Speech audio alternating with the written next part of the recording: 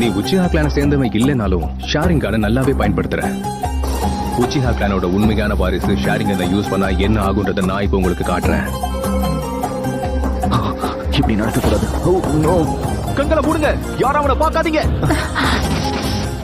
2 பேரும் கவனமா கேளுங்க. என்ன ஆனாலும் கண்ணை மட்டும் திறக்காதீங்க. அவனை பாத்தீங்கன்னா உங்க கதையை முடிஞ்சத.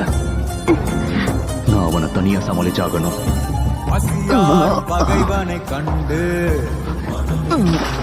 ககாஷி, என்ன ஆச்சு? நாங்க இப்ப கண்களை திறக்கலாமா?